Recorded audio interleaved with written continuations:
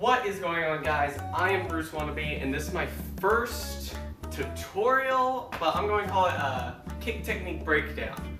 So I was originally going to start with the front kick, the most basic kick in basically any martial arts, you know, kickboxing, taekwondo, not jujitsu.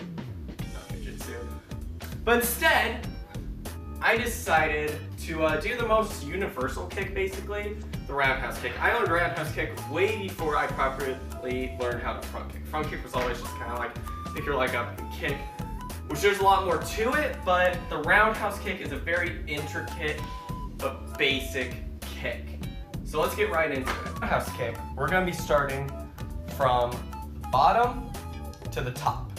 So there are two ways to roundhouse kick. One, which is the more combative way, is with your heel flexed and you mainly only hit with the shin or the ball of the foot. The more aesthetic, pleasing way that taekwondo and kung fu people do it is with a pointed toe. Not the same angle from when I started the video, but it's a good angle, so I'm gonna keep it. Actually, we're gonna start the kick before the kick, which is the chamber and pivot. The two most important things in the roundhouse kick are the chamber and the pivot, and the re-chamber. The kick can get out there really easily if you have a great chamber, okay? So how we train a really good chamber is, one, you can grab a wall if this is easier, but I'm just gonna do it freehand without holding on to anything. Get to any kind of fighting stance you want, or you can just stand. Basically, lift up the back leg or front leg. We're gonna do the back for now. Straight, just like you're about to throw a front kick, but you're not. You're going to pivot this foot that way, the opposite direction, and at the same time, you're going to turn your knee out. Boom, bing, in one line. Your shoulders, your knees, and when you extend, your toes.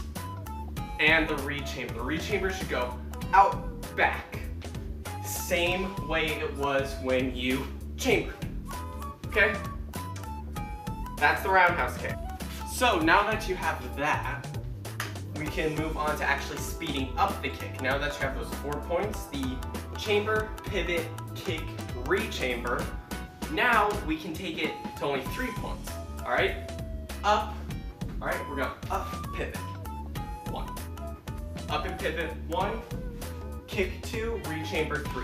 All right, this will again give it that nice kind of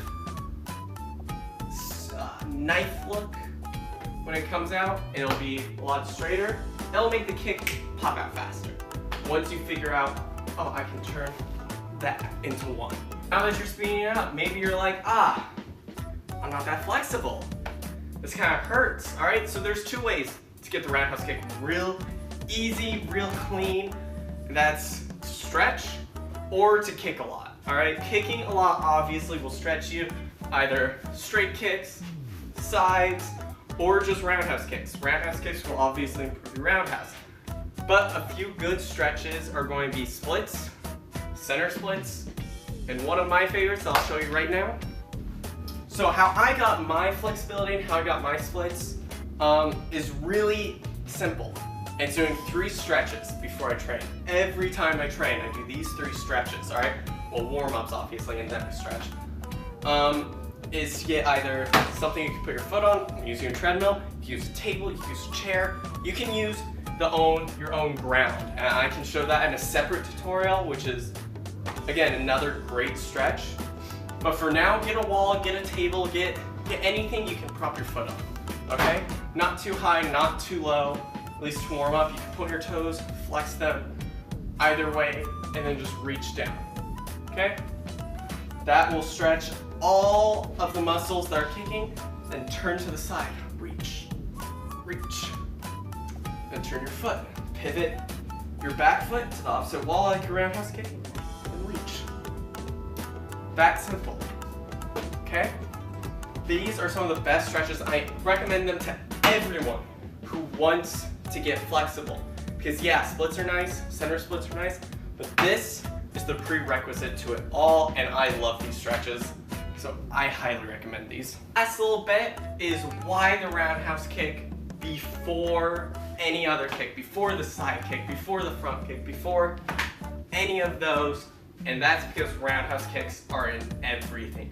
You can combo them. You can put them in, if you're a wushu guy or kung fu guy, you can put them in your taolu. Roundhouse kicks are everywhere. They're in movies, okay? You know what a roundhouse kick is by Chuck Norris, by all these top guys, okay? So that's why I chose the roundhouse kick to be first. But mainly, it's a prerequisite to almost everything. Like tornado kicks, to 540s, to jackknives, to B-twist roundhouse kicks. All of these kicks are just different ways to throw a roundhouse kick. And that's why I chose it. Flick flacks, all these kicks, just different ways to throw a roundhouse kick. A roundhouse kick is a roundhouse kick is a roundhouse kick. Sometimes you jump with it. That's all it is. So, clean up your basic roundhouse kick. So everything looks really clean, really sticky, and all your combos are going to be sharper than ever if you just train these basic little kinks in your roundhouse kick. Okay, that's it. I'm out.